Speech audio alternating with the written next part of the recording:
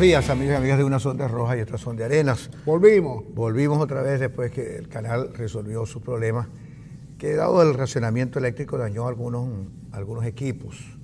Pero ya, racionamiento eléctrico no, programa de administración de carga. Bueno, eso es un eufemismo, porque en verdad eso es racionamiento eléctrico que afortunadamente, según el presidente de la República, ya concluido definitivamente. Pero lo que me llama la atención es que el anuncio lo hace el presidente Maduro y Mota Domínguez. Ellos nos dicen, hemos realizado, hemos mejorado la capacidad termoeléctrica del país. No, ellos no dicen eso, ellos dicen que gracias al esfuerzo de la revolución bolivariana... Ha llovido. Ha llovido, sí. En pocas palabras, eso fue lo que dijeron. Bueno, el caso es que gracias a que nos hemos encomendado a Dios, de verdad, en su majestuosa generosidad, ha hecho caer la lluvia sobre el Guri y por eso hemos resuelto el problema del racionamiento eléctrico. Pero ahora vienen los racionamientos no anunciados. Ayer en la urbanización Cantaclaro de Maracaibo se fue la luz. Se fue la luz por 2 horas. Bueno, ahora vienen exactamente los apagones. Una vez que se acaba el racionamiento, vienen los apagones. Mira, pero esta semana ha habido 2 declaraciones.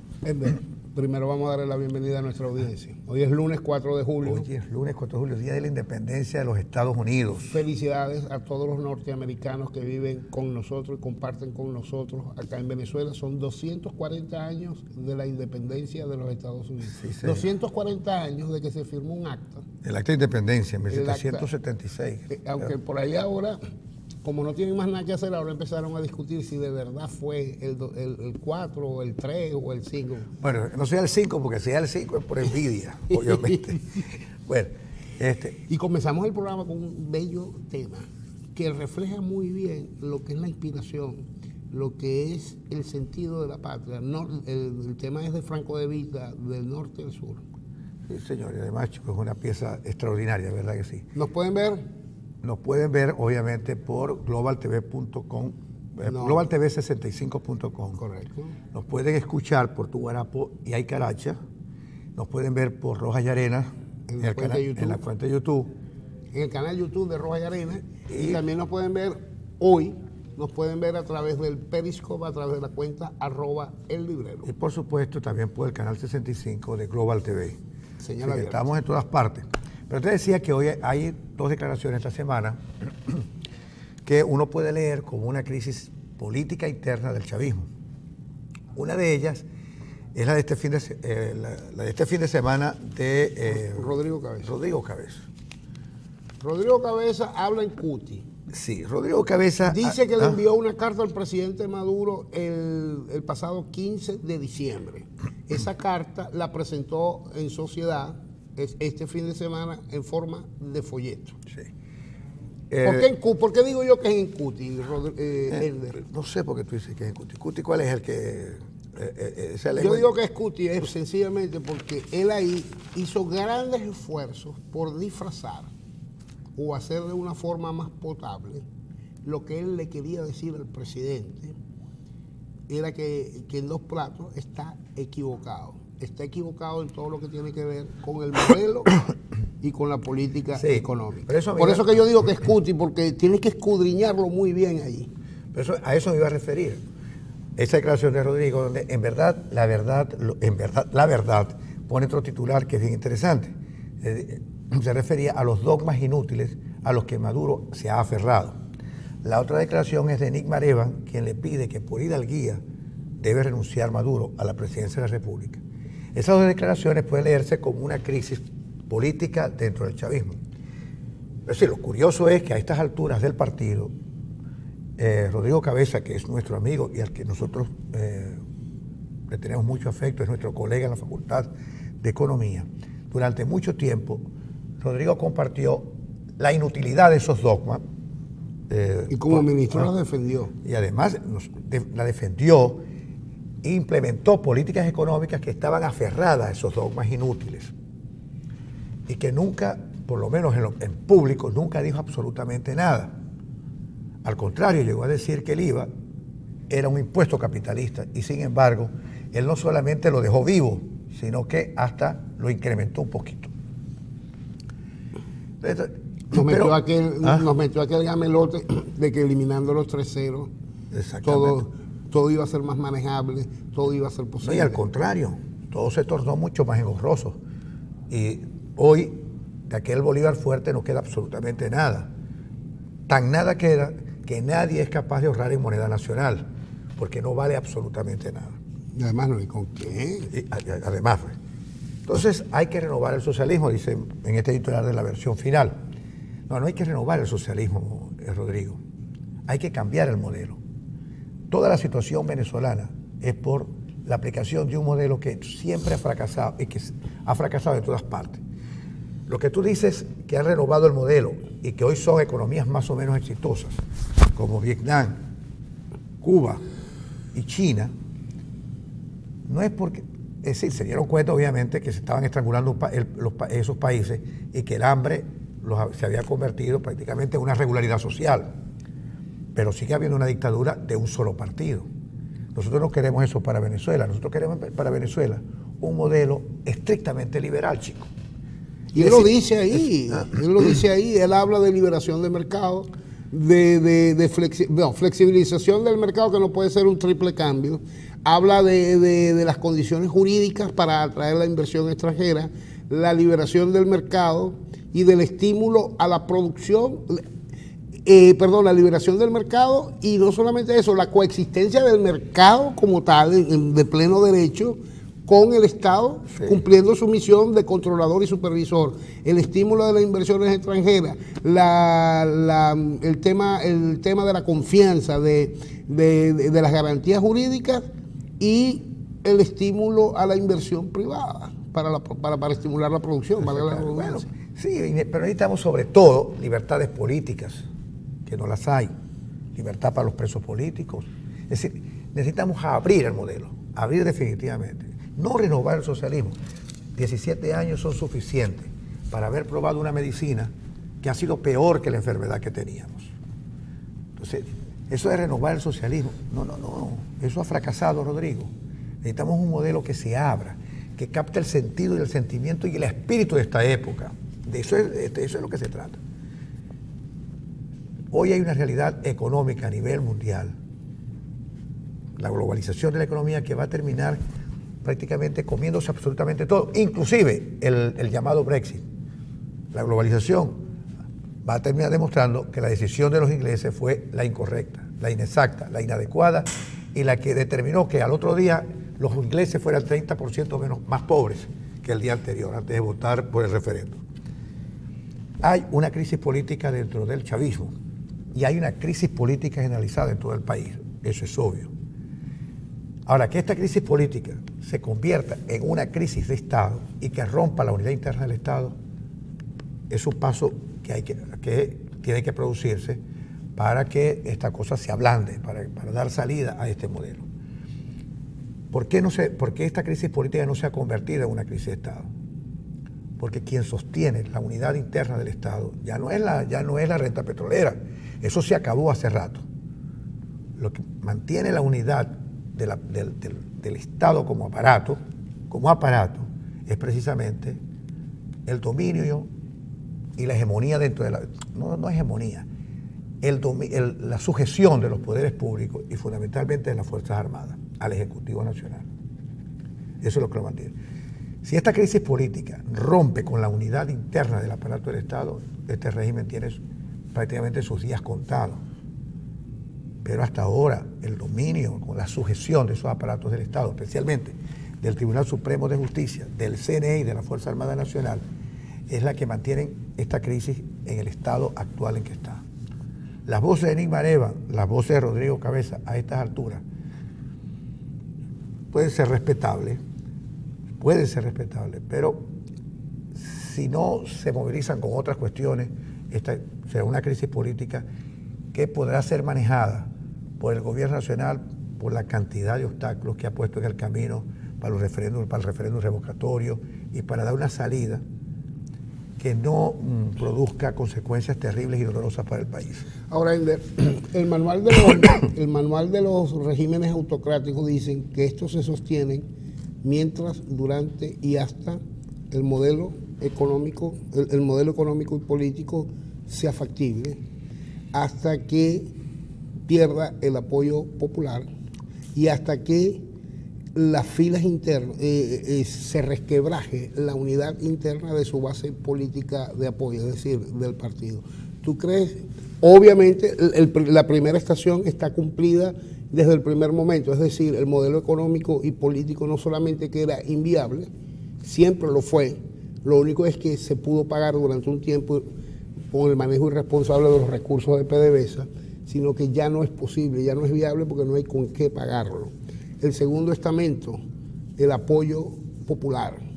Mira, ayer el Nacional hablaba de un punto de no retorno de Nicolás Maduro, en el sentido de que todas las encuestas afectas al oficialismo inclusive hablan del 80 y 90% de rechazo a Nicolás Maduro. Puede que no al chavismo, porque el chavismo siempre va a tener una base del 25-30%, pero Nicolás Maduro anda de 85 a 90, entre malo, regular, no tan bueno, no lo queremos, que se vaya, etcétera, etcétera. Es que fíjate, ¿no? Y cuando vemos ahora declaraciones como la de Cliver Alcalá, como la del general Marcos Torres en su momento, como venimos escuchando a Nímer Evan, entre otros, desde hace un tiempo, como escuchamos ahora a Rodrigo Cabeza el sábado, la ministra Ana Elisa Osorio, el hoy silenciado por razones personales exministro Giordani, ¿podemos estar hablando del resquebrajamiento interno del chavismo?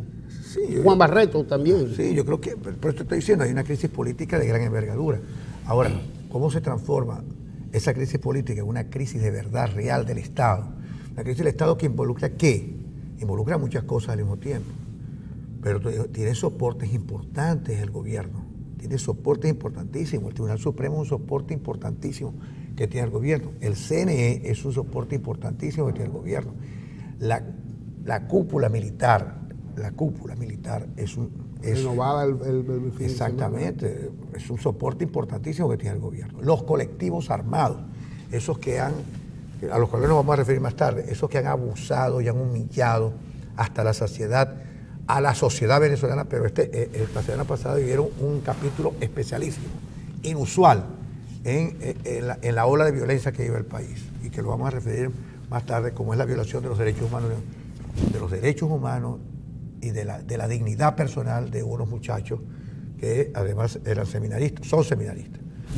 Pues bien, esa crisis política puede transformarse en una crisis de Estado y yo pienso que se va a transformar en una crisis de Estado. Llegado ese momento, el presidente Maduro no le quedará más remedio que salir del gobierno, porque él es la gran piedra en el zapato de esta cuestión, estoy seguro. No es que cambiando a Maduro se va a resolver la cosa, yo creo que las cosas se resuelven cambiando el modelo de manera integral. Es decir, porque este modelo fracasó, esta manera de hacer las cosas fracasó con Chávez. Que era el gran actor, el gran histrión de este modelo. Era capaz de retroceder, inventar cualquier cosa, decir cualquier cosa, ¿verdad? Y tenía un encanto especial para seducir masivamente a la sociedad venezolana. Eso es verdad. Pero esta crisis la inició él, con sus errores, sus omisiones, su alcahuetería en algunos casos. Y Maduro realmente la profundizó, la prolongó y es incapaz de enfrentarla con éxito. Porque de todo esto el problema es que el presidente, la cabeza del Ejecutivo, no tiene competencia ni personal, ni política, ni intelectual para resolver una crisis que rebasó el ámbito de validez del propio gobierno para resolverla. Ese es el gran problema. Por eso es que se busca una salida, una gran alianza. Es decir, en Venezuela se ha despertado hoy una gran emoción cívica. Cuando la gente protesta en la calle, cuando la gente hace esto, la gente pide el revocatorio y en dos días, o en 3 días, en 4 días, lo que sea, llega a 2 millones de firmas, que el gobierno ha tratado de tergiversar toda esa situación, es porque hay una emoción cívica en la gente. ¿Para qué? Para la vuelta a un régimen civil y los militares que vayan de vuelta a los cuarteles, que no es coincidencia, no es una cosa que nos cayó del cielo de pronto, que hoy en día, después de ser una de las instituciones más queridas por la gente, hoy es una de las más rechazadas. una de las más rechazadas. Es decir, gracias a la cúpula militar, que en lugar de hacerlo bien, lo ha hecho bastante mal. Y también en la semana, y sin querer darnos de pronosticadores, de adivinadores del futuro, pero el fin de semana logramos recoger información desde distintos puntos de que pareciera que esta semana va a ser fundamental a la hora de ciertos hitos y de ciertos hechos electorales, ¿no? Procesos electorales. Se especula por ahí y todos parecieran que estar en conteste con eso, de que esta semana el Consejo Nacional Electoral va a hacer un pronunciamiento, es más bien una convocatoria a elecciones regionales, a elegir gobernadores y consejos legislativos tentativamente el próximo 11 de diciembre. Pero se estima que esa jugada, dentro del gran ajedrez que está manejando el gobierno, el régimen, esa jugada de esa convocatoria del Consejo Nacional Electoral es la antesala a la decisión que todo el mundo dice que ya está redactada la sentencia, hay magistrados y todo que la tienen redactada en la Sala Constitucional, que habla de ordenar reponer a su punto inicial el proceso de recolección de firmas del revocatorio, arguyendo de que como hubo 600.000 y tantas que presuntamente fueron chimbas, caducas, muertos, ausentes, etcétera, que votaron, que ha tenido tantos vicios ese proceso, que lo mejor es devolverlo al punto original, es decir, volver a recoger el 1%.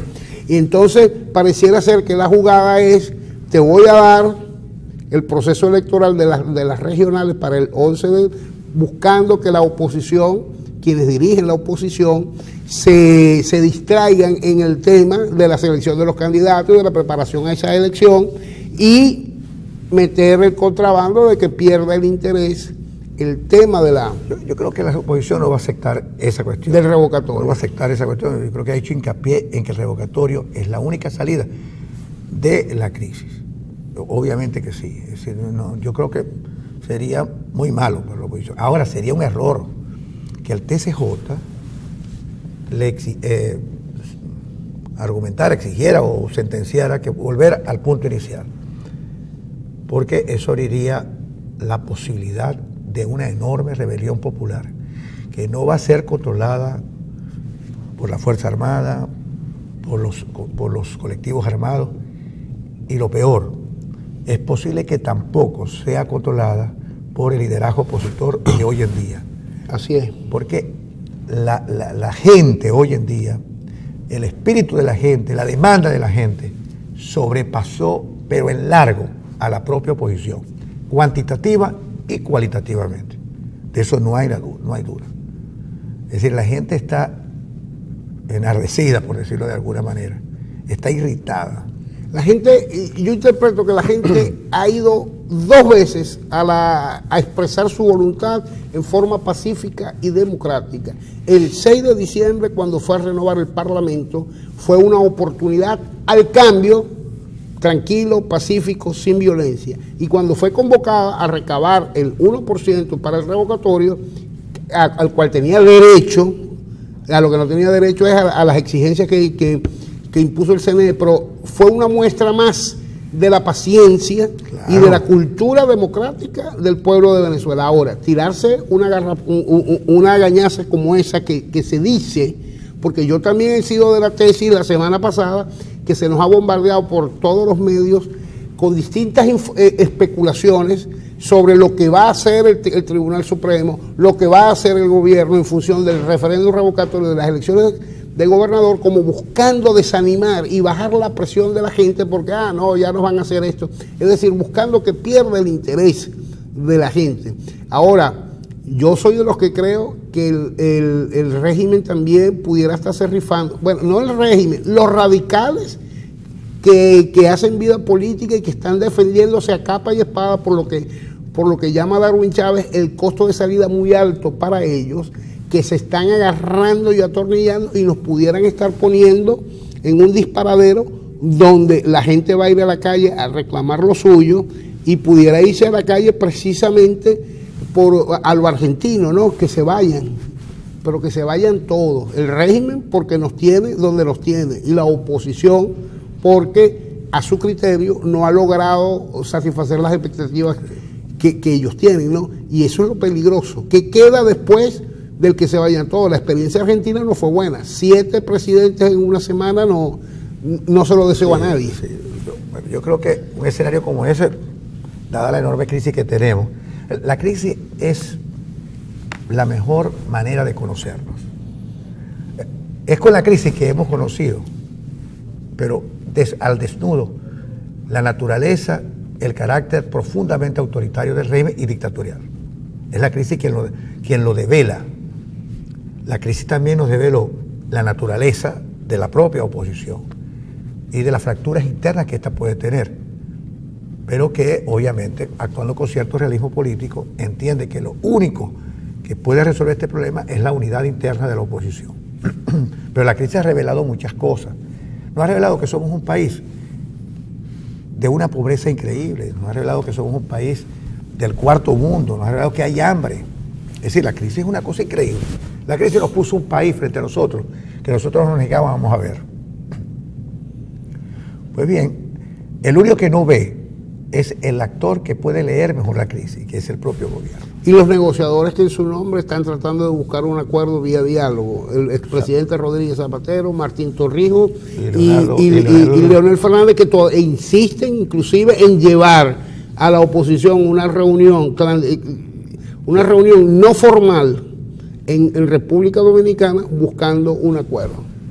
Leonel Fernández dinamitó esa posibilidad esta semana. Leonel Fernández lo dinamitó porque habló en nombre del gobierno. ¿Qué mediador es ese? Se habla, es decir, ¿qué es un mediador? Un mediador es alguien que media, valga la redundancia, entre dos polos que se oponen. Ahora, pero si el mediador se pone en uno de los extremos, entonces deja de ser mediador. Eso es lo que ha ocurrido con este trío de mediadores. Y la tesis de Rodríguez Zapatero es muy buena, porque la tesis de Rodríguez Zapatero es lograr la estabilidad de aquí a enero de 2017 y luego convocar el referéndum revocatorio. Ese es el planteamiento base de Rodríguez Zapatero con todo el que habla. Sí. Bueno, vamos a una pausa y cuando regresemos tenemos con nosotros al profesor Ángel Lombardi, rector de la UNICA y una gran personalidad en el Zulia. Buenos días.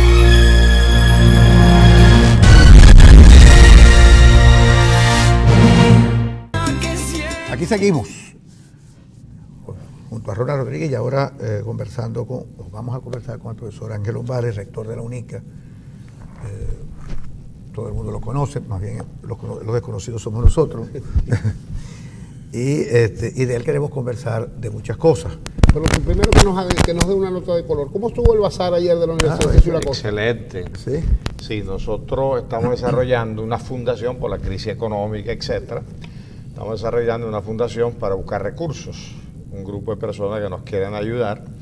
Entonces, una de las estrategias, el bazar, hicimos un bazar ya una vez, exitoso, este es el segundo. Sí, me llamó la atención que es algo así como el bazar de media temporada. Sí, algo así, o sea, la idea es hacerlo con más frecuencia, fue muy exitoso, muy concurrido. Después, para el próximo año está previsto que la fundación, algún tipo de expo-venta de arte, subasta, festival musical, es decir, un poco aprovechar las ventajas. Exposición de libros. Sí, aprovechar las ventajas de la UNICA en cuanto a su producción académica e intelectual, bueno, y buscar recursos. Estos recursos van para mantener el programa de becas y ayudas estudiantiles, porque nosotros exoneramos un porcentaje importante a muchos estudiantes por razones socioeconómicas o becas colaboración o becas trabajo. Entonces, para no suspender ese programa de beneficios, la Fundación nos ayuda con este tipo de actividad. Y lo mismo, mantener la apertura de adquisición de libros para la biblioteca y subsidiar o financiar parcialmente las revistas, porque no queremos suspender ninguna revista, a pesar de que estamos migrando a lo electrónico, siempre hay que hacer una impresión física parcial. Y además en proyecto están, aparte de las que ya tenemos, la de comunicación, la UNICA, y viene para fin de año la de filosofía. Gerencia de crisis se llama eso. Entonces la idea es no abandonar el proyecto universitario, que el proyecto universitario no su esencialidad no está en el aula de clase, ni egresar profesional, aunque es una misión importante, sino la otra, el espíritu de la universidad, que es simplemente la indagación científica, intelectual, la creación, etc. Entonces, bueno, para apuntalar ese esfuerzo, a pesar de la crisis, la Fundación en Proyecto, que todavía no está creada, ha empezado con estas iniciativas realmente, y la gente está respondiendo. Antes de ir a lo nuestro, ¿ustedes tenían estudiantes que eran beneficiarios del plan de becas del Sí, claro. gobierno? Nosotros llegamos a tener casi 3.000. En este momento hay 600 y tanto aproximadamente. Con los que egresan en octubre quedaremos en 400, porque la asignación ha venido bajando drásticamente, desde 500, 400 anuales, o sea, han bajado a 27, a 3, a 1, a 0, tanto en el sistema presencial como virtual. En el virtual prácticamente no ha entrado más nadie, siendo los estudios virtuales los menos costosos, lo que indicaría que sería muy atractivo financiar estudios virtuales, porque puede beneficiar más estudiantes con menor costo. Y de paso, la UNICA tiene dos ventajas comparativa y competitiva. Gradúa en 4 años, un buen estudiante puede graduarse en 3 años y medio, porque son 3 periodos académicos, uno corto y 2 largos, sino además los costos de matrícula, a pesar de que han subido todos, siguen siendo relativamente accesibles. Entonces, bueno, pero resulta que aquí no estamos enfrentando política de Estado pensando en la sociedad, sino política sectaria de gobierno pensando en intereses partidistas. Pero a pesar de todo lo malo que ha tenido todo el proceso, por cierto, hubo una jornada de conversación sobre el tema en el Consejo Municipal de Maracaibo, y los concejales se reunieron para tratar el tema, ver cómo podían ayudar y solidarizar. Y parece mentira, puertas afuera, los mismos concejales del chavismo dijeron, metió la pata. Sí, fue una torpeza política en homenaje, en reconocimiento al gobernador. Inmediatamente hubo comunicación con él y hablamos por mensaje de texto y por teléfono. O fue sorprendido en su buena fe o calcularon mal. Lo cierto es que las universidades, en el caso de la UNICA, recibimos la comunicación que entiendo que recibieron todos los rectores que tienen el programa, donde se nos decía desincorporación inmediata, algo totalmente absurdo, porque faltan, en el caso nuestro, 2 semanas para terminar el semestre. Entonces nosotros inmediatamente los agentes dijimos que eso no procedía, además invocamos el convenio. El convenio habla que solamente puede ser desincorporado alguien por bajo rendimiento académico, de tal manera que ellos pudieran desincorporar a alguien si hay bajo rendimiento académico, pero una vez culminado el semestre. Claro. Entonces, bueno, Arias nos dio garantía de que realmente se iba a aplicar el convenio y que no procedía la desincorporación inmediata. Y lo que quería decir, en el caso nuestro fueron 87 estudiantes. Y lo que quería decir es que dentro de todo lo malo, indistintamente cuál sea la cantidad, el gobierno regional ha cumplido con las universidades porque les ha pagado a tiempo. No, muy bien, muy bien. Ellos, en el caso nuestro, o sea, el convenio establece un 50% del pago anticipado y 50% al culminar el semestre, y han cumplido absolutamente, ¿no? Bueno, todo no puede ser tan malo. Claro, así es. Mire, profesor, se habla de una crisis en el chavismo. Uno lee los artículos de Nimareva, lee las declaraciones de Rodrigo Cabeza este fin de semana. Sí. Lee a Juan Barreto, Nimareva, Juan Barreto, Giordani, Annalisa Osorio, los generales, Torres, a los que yo le tengo mucha desconfianza viniendo de donde vengan, Francisco Pérez Martí también. Sí, bueno, Felipe. Él viene siendo Felipe Pérez Martí. Él viene siendo un crítico fuerte en términos racionales del planteamiento económico-político desde hace muchos años, ¿no? Ahora, obviamente hay una crisis política general en todo el país, pero el chavismo la vive de manera muy particular. ¿Hasta dónde puede llegar esta crisis a romper con la unidad interna del chavismo y dar una salida viable para toda la sociedad sin las consecuencias terribles que pueden producir Mira, yo creo que la división interna, la fragmentación, o como se quiera llamar, es real, es inocultable, por lo que usted mismo acaban de decir. Ahora, eso es positivo. En estos momentos en Venezuela, la división del chavismo es positiva, en cuanto que en la medida que se debiliten políticamente, tienen que ayudar a buscar una respuesta racional. Si no todo el chavismo, porque como sabemos hay sectores más radicales, menos radicales, pero los sectores sensatos o los sectores que tienen que cuidar intereses importantes, tienen que entender que realmente su única posibilidad, si no pensamos en el país, sino en nuestros propios intereses, es abrir un espacio para el diálogo, la negociación, el acuerdo político. Yo creo que ese proceso se viene dando y a mi juicio mucho más, de una manera mucho más importante que lo que estamos visualizando.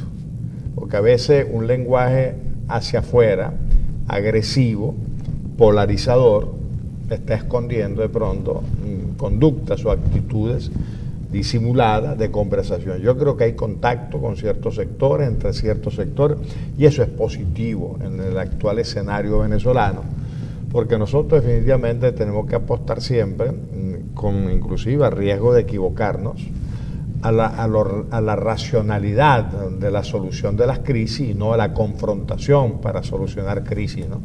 Porque la confrontación, y son palabras inclusive pronunciadas, son terribles, guerra civil, no, nadie quiere guerra civil en Venezuela.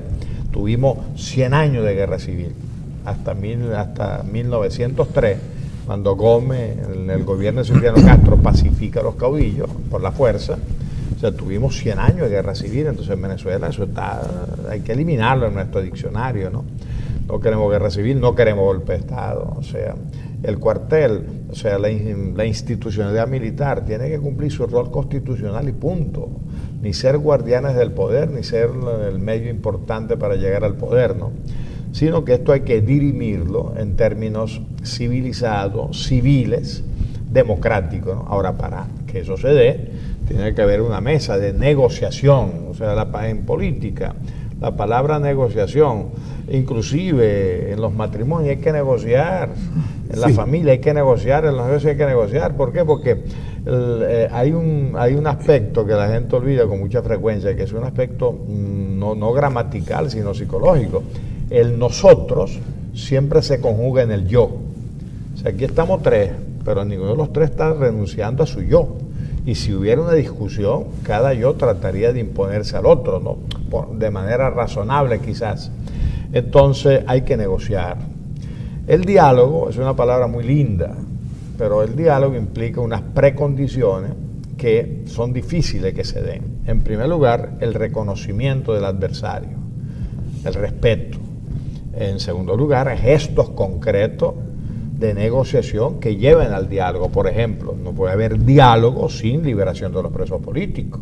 Es decir, hay unas precondiciones importantes, ¿no?, que ojalá se diera. Pero bueno, yo me conformo en este momento con que se inicien negociaciones serias de transición política, porque eso es absolutamente necesario.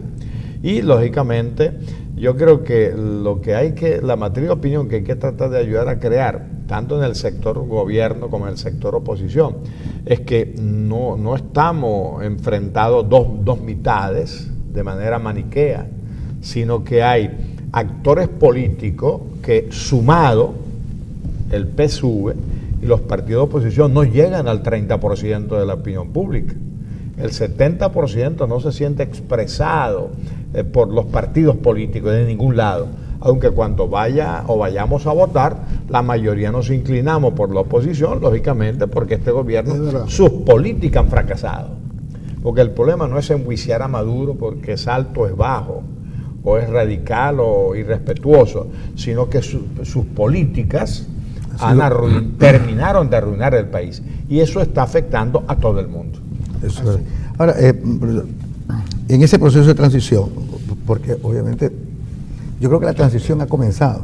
Yo opino que empezó con la muerte de Chávez. Sí, yo también opino con la muerte de Chávez. Esa transición, el rol de una institución que antes era muy respetada, pero que hoy en día no es tan respetada, no está siendo un poco, es decir, las encuestas también hablan de un alto índice de rechazo de esa 45%. Institución, que es la FAN, la Fuerza Armada Nacional Bolivariana.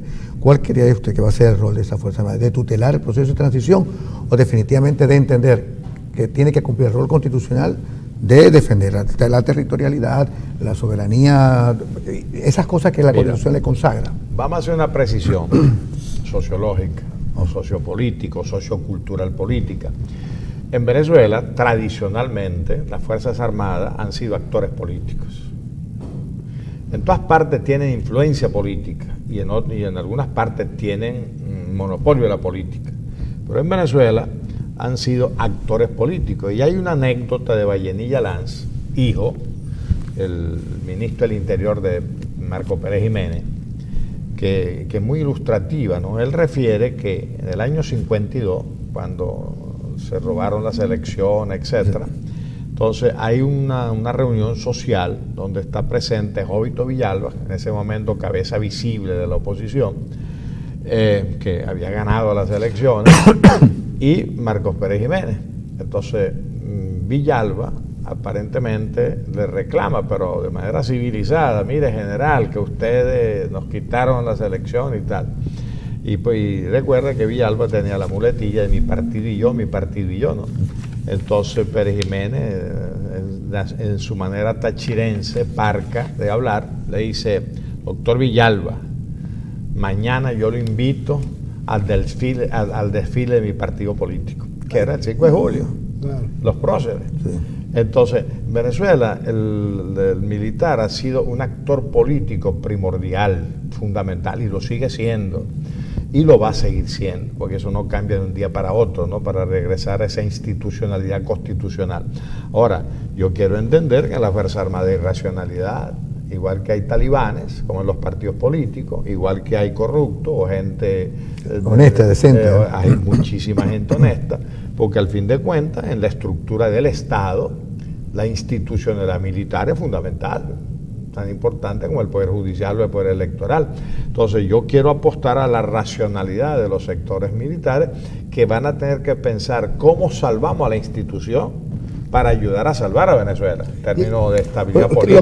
Lo que pasa es que no creo que en la cabeza visible hoy día de la fuerza, institucionalmente hablando, de la Fuerza Armada les dé para pensar a tanto, porque recordemos que la purga ha sido tal que hoy día los que comandan, los que dirigen, no son los mejores de las promociones, sino son los peorcitos. No, pero ellos son hasta que dejen de ser. O sea, de pronto... hasta la noche antes, como sí, se acostumbra. O sea, mira, Pinochet era el hombre confianza de Allende. Cuando Allende empieza a ver rumores de ruido militar, se lo trae a la guarnición de Santiago, porque era quien iba a proteger, lo iba a proteger. Bueno, Pinochet, o sea que realmente los seres humanos, ninguno somos confiables en ciertas situaciones, ¿no?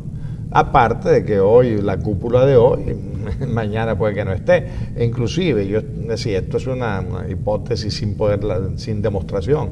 Sí, yo estoy convencido que un montón de gente en las Fuerzas Armadas, capitanes, mayores, coroneles, etcétera, toda la estructura de ellos, honestos, profesionales, competentes, tan locos que esta cúpula se vaya para ellos ocupar sus posiciones, sí, por mérito, pues. Entonces, además que también están siendo víctimas como ciudadanos, claro, ellos y su familia, de toda la crisis. Claro. Hablando de confianza, es decir, porque también la confianza ha entrado en el terreno de la desconfianza. Sí, claro. Es decir, ningún actor confía en el otro. El asunto del acuerdo, del gran acuerdo, de la gran negociación, en la que yo creo que yo estoy de acuerdo con usted cuando dice que es necesario el reconocimiento recíproco, claro, de los actores que se van a sentar. ¿Cómo se produce ese reconocimiento si hay desconfianza, una relación estrictamente negativa entre los miembros, entre la gente que se va a sentar en esa mesa? Lo que pasa es que en la cultura nuestra nosotros somos idealistas, o sea, nosotros realmente nos movemos en el campo de la metafísica, ¿no? Es decir, los seres humanos somos imperfectos y los procesos sociales y políticos son imperfectísimos. A pesar de eso, existen siempre posibilidades racionales. Fíjate, en Colombia, es una guerra de medio siglo, ahí está negociando. ¿Por qué? Porque la FARC decidió pues, que la guerra no la puede ganar. El Salvador también. El Salvador también. O sea que realmente, es decir, lo que hoy parece imposible en términos políticos, mañana es posible. Entonces, de tal manera que la gente que más se descalifica hoy, perfectamente mañana puede volverse a sentar o pudiera sentarse para conversar. Y el respeto y la confianza no es un problema que se decreta. No se regala, ¿no? Sino es un problema que, lo ideal sería que actuáramos por confianza, por convicción. O sea, fuéramos confiables y confiáramos, y que los diálogos fueran producto de convicciones, respeto al adversario como persona. Pero si no funciona esa parte de la condición humana, funciona la otra, por necesidad. O sea, por necesidad, para sobrevivir. Yo tengo que sentarme con mi peor enemigo, pues. Y Dieterich, el mexicano germano, se lo recomendó. El modelo de ustedes, si quieren salvar algo del PSUV y del chavismo, del sandinismo, tienen que entregar el gobierno, porque este es un gobierno que fracasó, ahí están los resultados socioeconómicos, tienen que entregar el gobierno para entonces tratar de volverse a recuperar y participar democráticamente.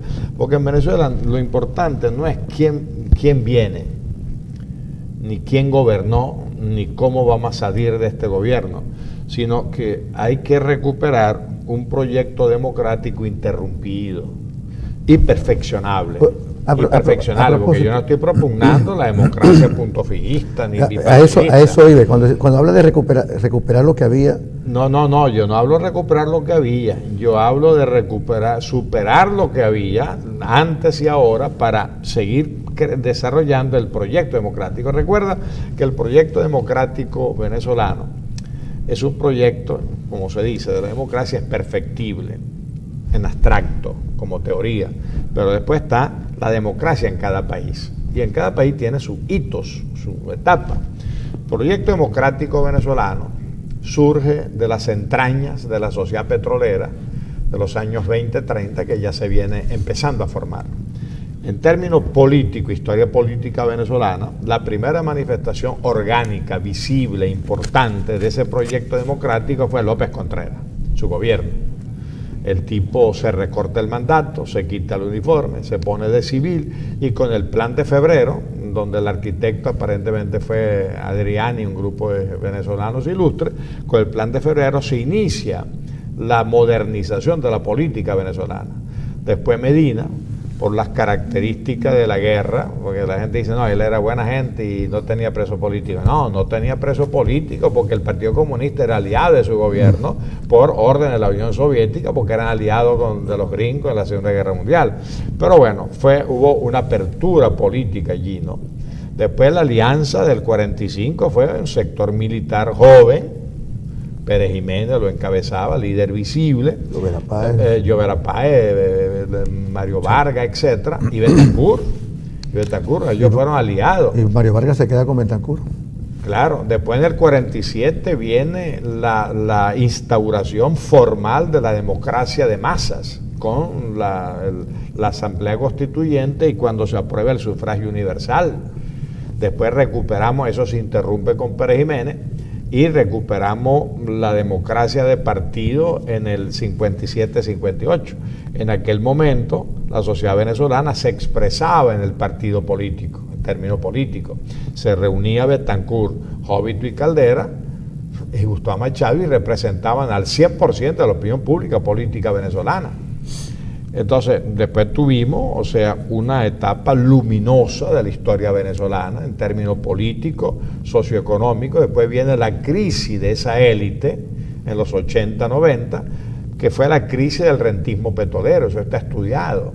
Lo que pasa es que no supimos anticipar la crisis, mucho menos manejarla, y cometimos los errores de la gran Venezuela, del Carlos Andrés Pérez I, del boom petrolero.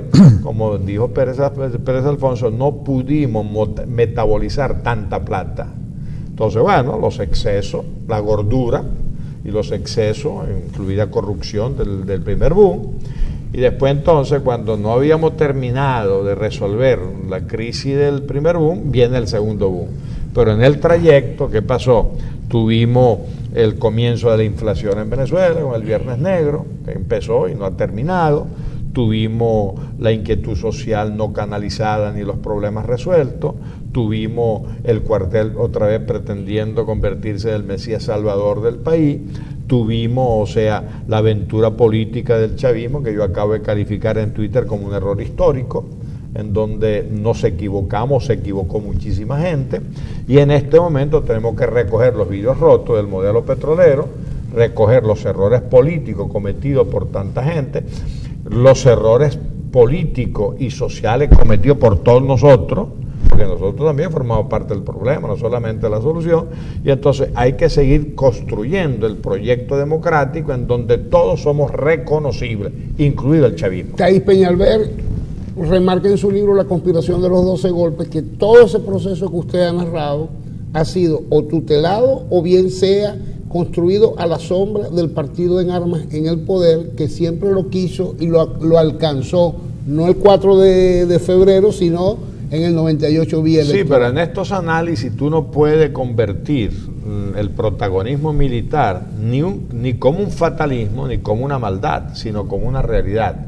Y Hegel dice que lo real siempre es racional. O sea, en Venezuela, de instituciones débiles, todavía hemos tenido instituciones democráticas débiles, una sociedad civil todavía no educada plenamente en la civilidad democrática, el papel militar lamentablemente sigue siendo excesivamente importante. Por eso va a cambiar en la medida que cambien socioculturalmente la sociedad. De tal manera que yo no lo constato como algo malo o bueno en sí mismo, sino como una realidad que tenemos que asumir y cambiar, evidentemente. Ahora, lo que sí es cierto es que es necesario recuperar la democracia. Cuando usted habla de recuperar la democracia, yo entiendo como recuperar la civilidad, recuperar la república civil. Es que es sinónimo. Exactamente, recuperar la república civil, porque hasta ahora, de verdad que porque este gobierno dice ser cívico-militar, pero parece más bien militar-cívico. Sí, no, militar cívico disfrazado de militar. Sí, porque hasta el presidente trata de ponerse unas chaquetas verdes que son horrorosas. Todos están uniformados. Que son horrorosos. Yo creo que es necesario, de verdad, la recuperación de esa república civil. Recuperar un poco la institucionalidad, que es un deslave institucional, donde no hay ninguna institución que sea respetable, que sea confiable. Fíjense que, por cierto, ayer el artículo de Pino Iturrieta hablaba de cómo se ha la palabra es envilecido el lenguaje en política, y colocaba como ejemplo a Ramos Ayub, sí, que él es un hombre muy culto, según Elías Pino Iturrieta, pero que se ha dejado llevar un poco por la nueva gramática política que se instaló desde el 98, sí, y hace uso de palabras tan soeces como la que utilizó el chavismo. Claro. Y por supuesto está la expresión de Maduro, que yo creo que es una de las peores expresiones que hemos escuchado, que hemos visto en horario supervisado, que es enseñar una zanahoria gigantesca. Y decir, lleva tres tubérculos, zanahoria, ñame y no sé qué otra cosa. Exactamente. Obsesión fálica se llama eso en psiquiatría. Exactamente. Entonces, yo creo que es una batata, creo que fue la otra. La batata, sí. Es una de las, creo que fue yuca. No, la yuca. Que por cierto, yuca. A mí me lo observó en Twitter una señora, una mujer, dice, oye, este tipo tiene esa obsesión con la yuca, el ñame. Y ahora la zanahoria. El caso es que es primera vez que nosotros vemos, porque el lenguaje yo creo que es lo más importante que hemos criado los humanos, porque nos permite comunicar y reconocer al otro. Pero en verdad se ha envilecido tanto. Sí, claro, pero bueno, eso tiene su explicación. Mira, cuando un organismo se enferma, cuando un ser humano, cuando uno se enferma, dicen que bajan las defensas. Bueno, la sociedad venezolana está enferma. Tenemos 30 años enfermos. Recuerda que nosotros nos acostumbramos a metabolizar y vivir bien con renta petrolera. Desde hace 30 años la renta petrolera, por superabundancia, terminó arruinándonos. Por gordura, por exceso de gordura. Eso, una crisis de exceso. Así es. Entonces, lógicamente, se enfermó todo lo social, todo el cuerpo social. Y aquí hay una responsabilidad enorme para recuperar lenguaje, respeto, etcétera, que es la educación. Yo vengo sosteniendo hace muchos años, si nosotros tenemos que reeducarnos como sociedad en función de nuevos paradigmas o paradigmas olvidados. Sí, la República Venezolana nace como una república civil. El 19 de abril es un acto civil, en escenario civil, el Consejo Municipal. El 5 de julio es un escenario civil, protagonizado por civiles, en la Capilla Santa Rosa de la Universidad Central de Venezuela, la Universidad de Caracas, de la época. La Constitución primera fue civil. Ahora, la guerra le da un protagonismo al no a la institución militar que no existía, porque es otro error histórico. Sí. La Academia Militar la funda Cipriano Castro inicialmente, pero la consolida Juan Vicente Gómez. De tal manera que el Ejército o la Fuerza Armada institución es del siglo XX, no es del siglo XIX, sino todos nuestros generales y militares de la independencia y todo el siglo XIX eran generales autonombrados.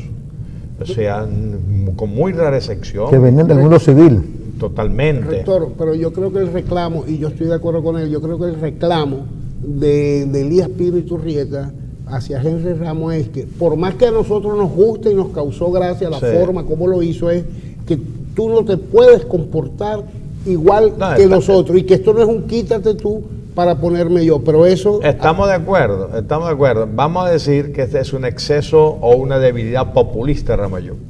Si el adversario me habla de esa manera y a la gente le gusta que tal, entonces yo replico y tal. Recuerda que son una sociedad machista. Entonces, que el muchachito, no, quítame la paja de tal, a ver y tal. Entonces, bueno, él está cayendo en ese juego, ¿no? Pero yo diría que hay un problema de fondo mucho mayor, y es que somos una sociedad que deseducada o no nos educamos suficientemente, y que en este momento la crisis educativa es profunda y que se expresa en la conducta y en el lenguaje. Rector, vamos a identificar a Global Televisión, y cuando regresemos, el populismo y la demagogia, no solamente, el populismo y la demagogia y la violencia, que yo creo que son dos cánceres que también tenemos que vencer en este país y fuera de Venezuela también. Volvemos.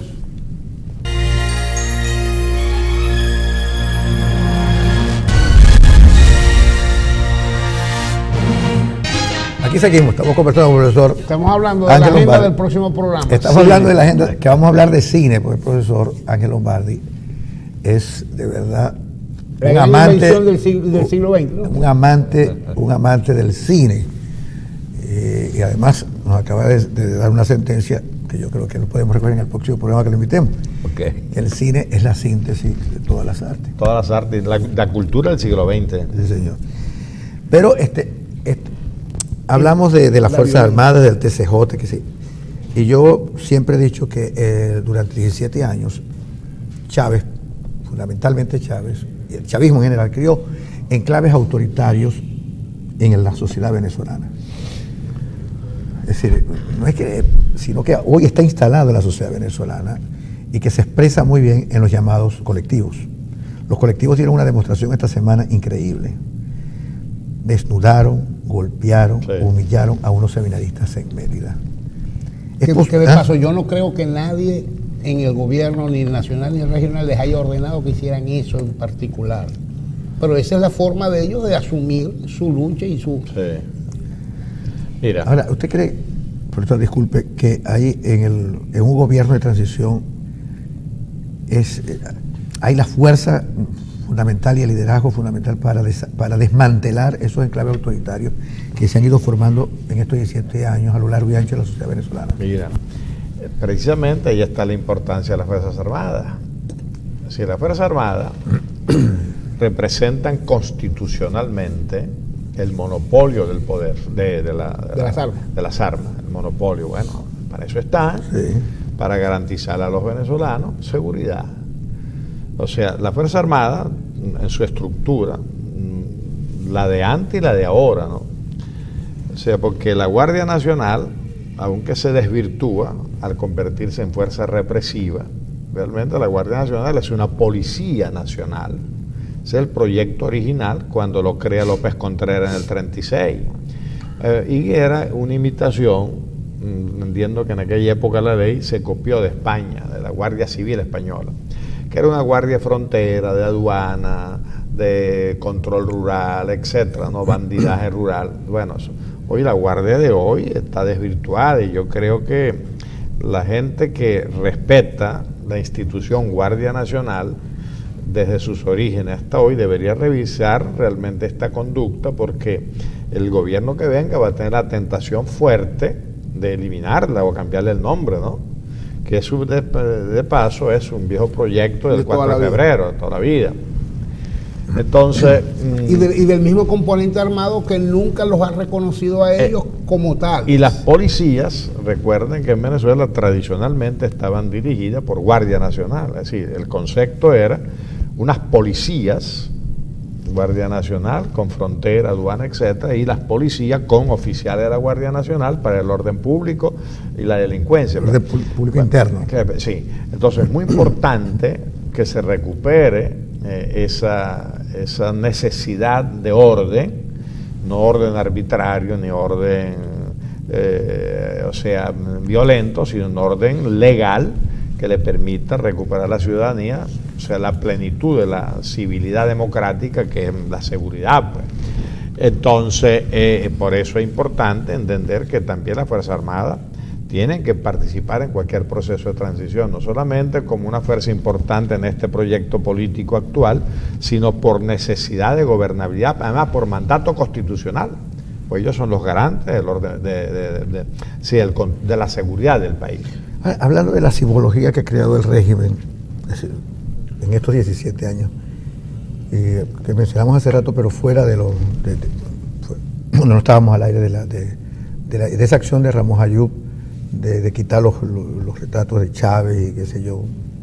¿Qué va a pasar con esa simbología en un gobierno de transición? Mira, eso va a quedar como cultura religiosa popular, como superstición. Sí, a nivel supersticioso, evidentemente, esas figuritas de yeso, de María Leonza, el Negro Primero, ¿verdad? De pronto se va a colar Chávez también, como se coló Páez, como se coló Bolívar, ¿no? O sea, va a haber una religiosidad popular que le va a atribuir a esas figuras. Hasta milagros. Sí, bueno, pero fíjese que estoy hablando de superstición, es decir, creencias que son respetables desde el punto de vista antropológico-cultural, pero sin valor político.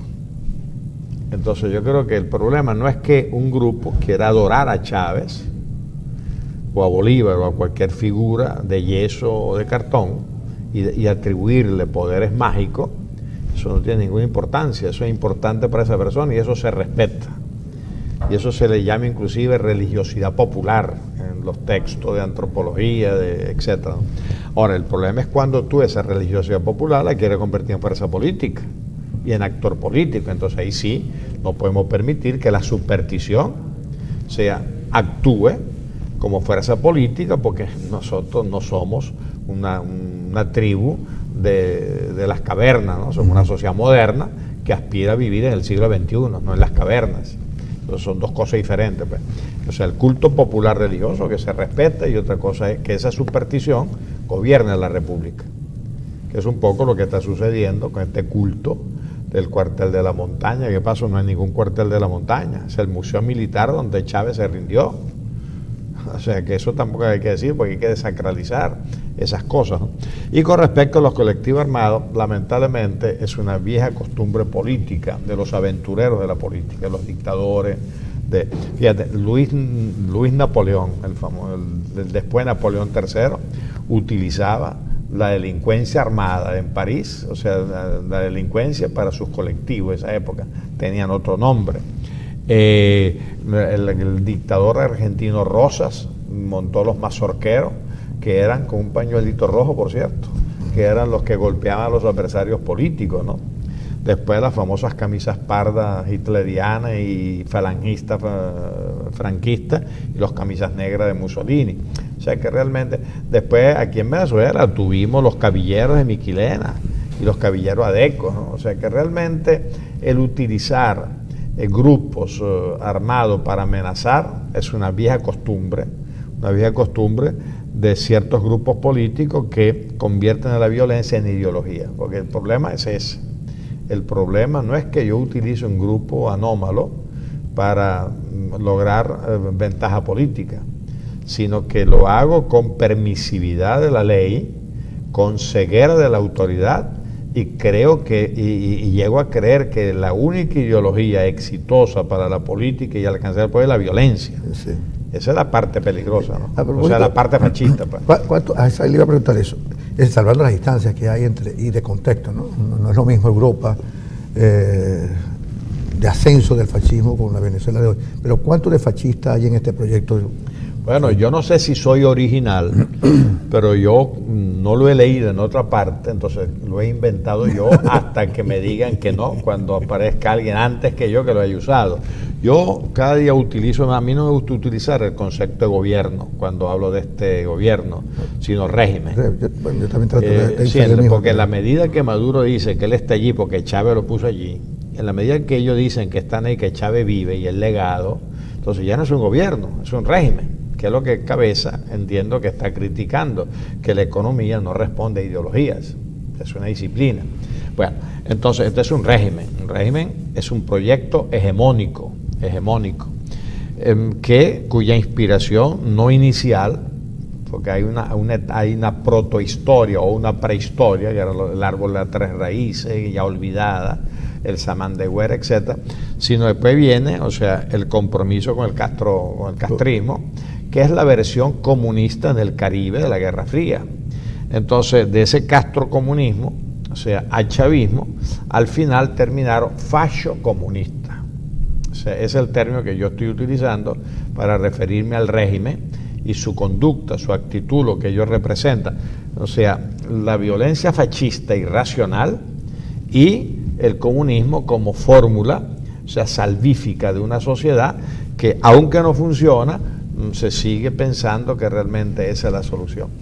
Que, por cierto, yo no he oído en los medios destacar la contradicción de este gobierno en estos últimos meses. O sea, ellos están aplicando un paquete neoliberal salvaje. Sí. Están dolarizando la economía sin dolarizar salario. Eso es absolutamente salvaje, darwinista. Hay una especie de dolarización informal, ¿no? No, formal, no, porque ¿Informal? ¿No? Formal e informal, porque ya no solamente el dólar negro, sino que el dólar libre de ellos ya anda por 600 y pico. De tal manera que ya prácticamente el 80% de la economía venezolana está legalmente dolarizada por el gobierno nacional. Pero además agrégale la especulación del dólar negro, lo que significa el dólar negro. Entonces realmente ya se dolarizó la economía venezolana y al trabajador, o sea, se le mantiene con salario en bolívares. Eso es absolutamente injusto, absolutamente salvaje, ¿no? Y por eso en estos momentos se puede hablar sin ningún temor a exagerar de que el 79-80% de la población venezolana está empobrecida. ¿Qué está sucediendo? Bueno, que tú tienes 3 aire acondicionados en tu casa, estoy hablando de la clase media. Se te quema uno y funcionas con 2 porque no tienes para reparar el tercero. Muchas familias venezolanas están viviendo los dolaritos que le mandan de afuera a su familia. Otros muchos, bueno, metidos en el delito o en otro tipo de negocio, pues. De tal manera que realmente estamos en aplicación agresiva de un paquete neoliberal. Ahora, ¿por qué en los medios, a mi juicio, no ha habido mucho alboroto? Porque lamentablemente un sector empresarial importante, al dejar de importar y vender a dólar prácticamente libre, entonces ya están protegiendo su ganancia. Entonces, lógicamente, ya este gobierno no es tan malo en términos de intereses de ciertos sectores económicos, ¿no?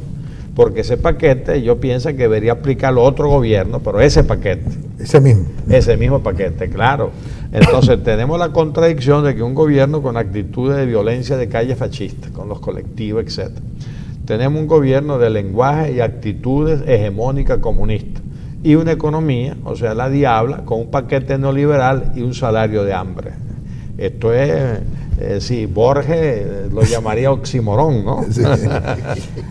Todo el mundo habla de que puede haber una explosión social. Bueno, por todas las características. La noticia es que ya la hay. Sí, ya se han producido mini estallidos sociales, ¿no? Y que el gobierno los ha reprimido. ¿Usted cree que esa va a ser la lógica? Mira, aquí ha habido 20.000 caracazos. Lo que pasa es que el caracazo del 89 lo reflejó mediáticamente todo el mundo. Prensa escrita, televisión, radio, sí, claro. Todo el mundo. Aquí ha habido, o sea, toque queda, Tucupita, Cumaná, Caracas, etcétera. Lo que pasa es que al no reproducirse masivamente, creemos que son mini. No son mini. Son maxi caracazos. Pero lo que pasa es que al no tener la potencialidad expansiva de los medios, simultáneamente, porque aquí hay monopolio comunicacional, aquí hay censura, aquí hay autocensura. Entonces la impresión mediática que nosotros recibimos es que son pequeñas explosiones sociales. No, aquí hay en proceso una gran explosión social. Lo que pasa es que al no proyectarse mediáticamente, el gobierno manipula y la disimula. Un tema que usted ha tocado muchísimo en público, pero más que todo en privado a nivel de alerta. El tema de las demandas sociales, de la agenda social y de la agenda de los políticos. Pareciera que estuvieran divorciadas, aún hoy día, a pesar de todo lo que nos ha pasado. ¿No cree usted que ya ha llegado el momento en que ambas agendas se han ido cruzando y se están acercando? Sí, mira, un poco para explicar el concepto, ¿no? O sea, el tiempo es uno solo. Así, hoy son las 7:30 de la mañana, 8 de la mañana en toda Venezuela, pues, o sea, es un tiempo uno solo, ¿no? Pero los tiempos económicos, los tiempos sociales, políticos, psicológicos, humanos, individuales son diferentes. Sí. Entonces, el tiempo social en Venezuela está absolutamente comprometido por el tiempo económico, porque como la economía no funciona bien, sino muy mal, la mayoría está perjudicada por la economía. Entonces hay gran descontento, gran insatisfacción, grandes penurias, grandes carencias, 30% de la población empobrecida pasando hambre. Entonces hay un tiempo de la impaciencia. De la urgencia. De la urgencia, que en Europa lo llamarían de los indignados. En Europa surgen los indignados del tiempo social precario. La gente tiene urgencias, pero el gobierno tiene un plazo para el 19. Eso, el gobierno tiene el plazo legal del 19. Pero después está el tiempo de la política. El gobierno, el plazo del tiempo del gobierno es permanecer en la presidencia el mayor tiempo posible, en el poder o en el gobierno. La oposición, ahí es donde vienen las diferencias, la percepción. Hay sectores de oposición que quisieran precipitar los tiempos para tratar de emparejarse, de expresar el tiempo social. Pero hay sectores políticos de oposición que su agenda normal pareciera ser esperar la elección de gobernación, la elección de alcaldía y la presidencial, que ellos saben que las van a ganar, porque ya, por las razones que hemos dicho, la mayoría sin identificarse con los partidos, vota por oposición. Entonces, que de paso, ese político que piensa de esa manera no está equivocado si los tiempos fueran normales. Si la economía funcionara y no hubiera la cantidad de problemas económicos sociales, lo normal sería que este gobierno feneciera de manera natural por proceso electoral en el 19. Pero como las urgencias no lo permiten, entonces ahí donde está donde estamos atrapados. Donde más me angustió a mí de esa explicación es cuando, no usted directamente, pero sí otras personas lo dicen, es que la MUD equivocó la agenda, porque a través de la Asamblea Nacional debió acortar esos tiempos tomando medidas. Claro. Entonces, fíjate, en términos políticos, por ejemplo, nosotros tenemos a Leopoldo López, su gente. Bueno, ellos pensaron que en el 14 ya era posible acortar tiempos. Bueno, no resultó y eso ellos juraron que después se analizará. Mi hipótesis de trabajo teórico es que la guarimba del 14 o la salida del 14 no la derrotó el gobierno, sino la derrotó la oposición. O sea, lo aislaron el resto de factores de la oposición. Con razón o sin razón, pero esa es mi apreciación. En este momento, Capriles y Primera Justicia, o sea, se abanderan del revocatorio, hay que apoyar eso, pero pudiera suceder que otros factores políticos piensen que se están precipitando, pero pudiera suceder. Es decir, yo creo que el revocatorio 2016 va a ser muy cuesta arriba, porque el gobierno no va a salir entregando el revocatorio, de tal manera que a pesar de que uno apoya el revocatorio, pero objetivamente va a ser muy difícil. Y yo sé, lo que pasa es que eso no lo dicen de manera pública, que muchos factores importantes, políticos, partidistas y liderazgo de partidos de oposición, que sin decirlo, apoyando el revocatorio, están pensando que realmente hay que jugar al juego de las gobernaciones, las alcaldías y las presidenciales.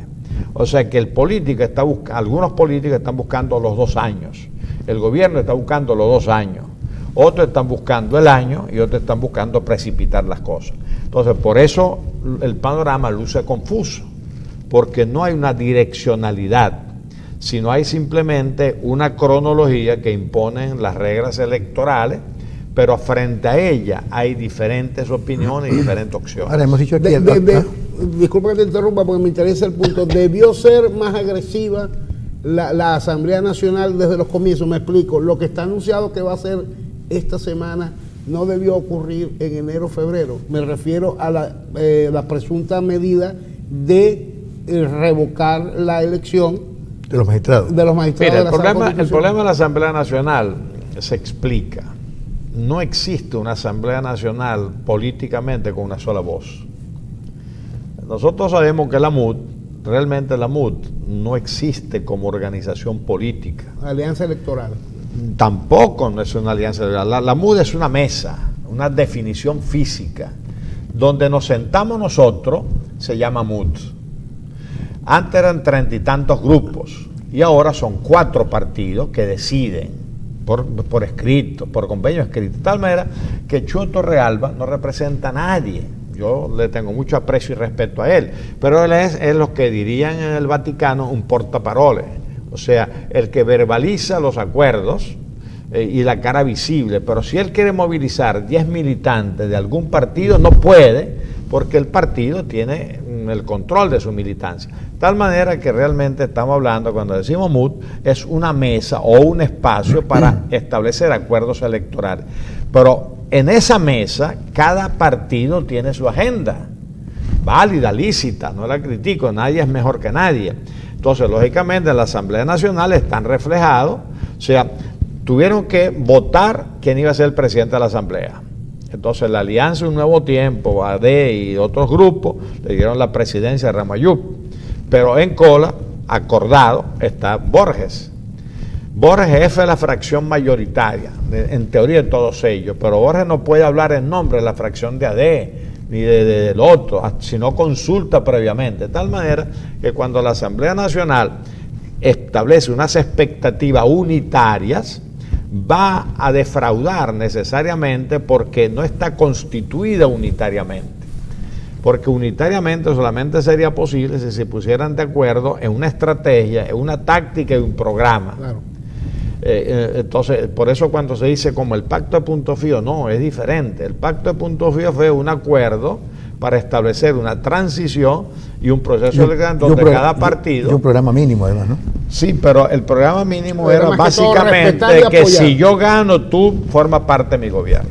Ahora, que a mi juicio es lo que está faltando en la MUD.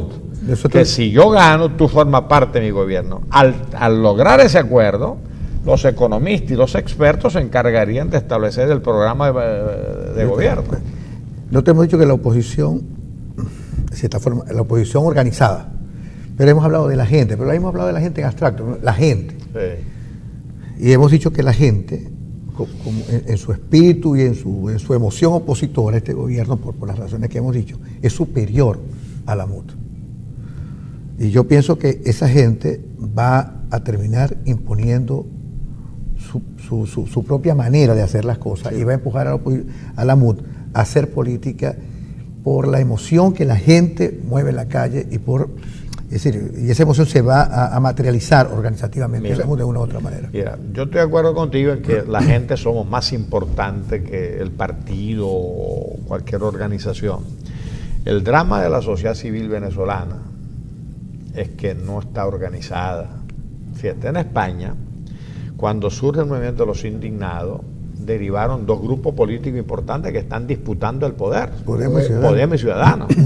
Entonces en Venezuela, con excepción de algunos grupitos pequeños, ONG tal, que opinan más que participan, entonces todavía la política sigue siendo cautiva de los grupos partidistas que en términos de opinión pública o de identificación no representan ni al 15% ni al 20%, ¿no?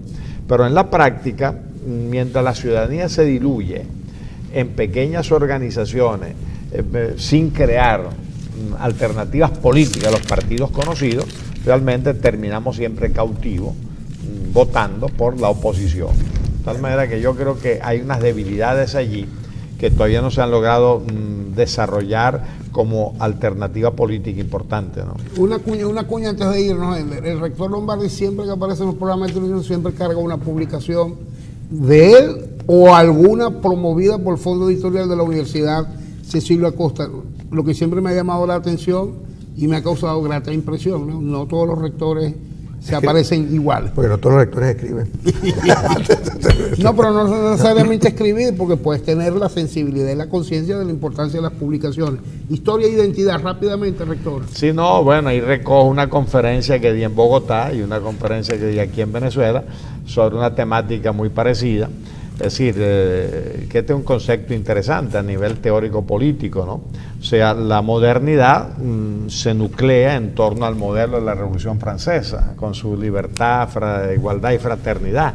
Pero realmente el concepto olvidado de la Revolución Francesa es la fraternidad. Y el siglo XXI solamente podrá sobrevivir como humanidad en la medida que nos asumamos en un proyecto político, doctrinal de la fraternidad. Es decir, la casa común, o sea, más allá de las diferencias y los partidos, cuidar la casa común, cuidar la tierra, cuidar nuestras sociedades dentro de una manera nueva de hacer política. Por eso yo tengo un planteamiento que se llama pasar de la política polis a la política domus, de la política ciudad a la política hogar. Y como mañana es 5 de julio, yo no me quiero ir sin decir esto. Ojalá, esto es de antes y de ahora, ojalá podamos tener algún día un 5 de julio donde celebremos la independencia de Venezuela y no estemos conmemorando la independencia de Venezuela. Es que yo creo que Venezuela es independiente hace rato, ¿verdad? Es decir, yo creo que lo que están celebrando es la segunda, la saga del Día de la Independencia. Sí, claro, así es. Bueno, tenemos que ir, por eso lamentablemente nos da una extraordinaria el programa y nosotros los invitamos para el día miércoles, porque justamente mañana es Día de la Independencia. Y insisto, celebremos la independencia, no conmemoremos la independencia de Venezuela. Y a los norteamericanos que viven con nosotros, feliz Día de la Independencia, hoy lunes 4 de julio. Nos vemos y el miércoles ya está Francisco Rojas aquí con todos ustedes. Chao. Nos faltó...